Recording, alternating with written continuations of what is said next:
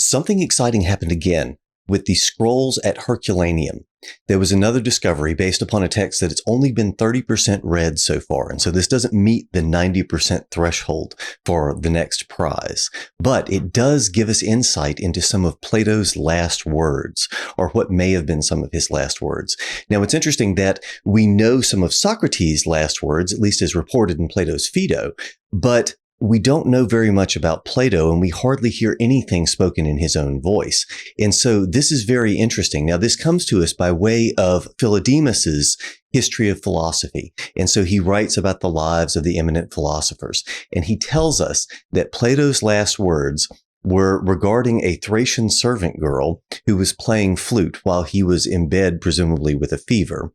And so he wasn't feeling well, but he felt well enough to complain that the girl had a scant sense of rhythm. Now, that may seem like a throwaway comment, and I don't know why I haven't heard anybody really talk about this, but it's not a throwaway comment.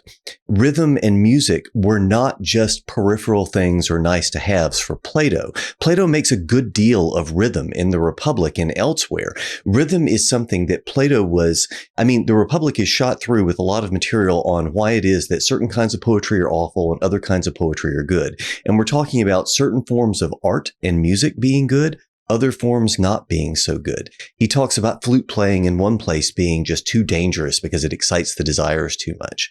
Well, in the Republic, he speaks specifically to music and rhythm in saying that, there are certain kinds of rhythm that are befitting and encouraging of a good sense of soul. They do good things for us and are actually healthier for us. So things that encourage a kind of heroic soul, things that encourage effectively spiritual progress, knowledge progress, philosophical progress. And so when Plato complains that the girl has a scant sense of rhythm, there's a lot that we can do with that. Now, whether that's even true, it's hard to say. This is written again, even with Philodemus, who would have been, 100 years before Christ or so. Plato was hundreds of years before that. So what were his last words? That would be like me reporting on somebody's last words in the 1800s. Maybe it's a family tradition. Maybe it's an apocryphal thing. Who knows? But at the very least, it's something that we didn't have before. And it's an indication of, hopefully, the kind of stuff that we're going to find as more of those scrolls are digitally unrolled from Herculaneum. So very exciting stuff. And I look forward to hearing more about that.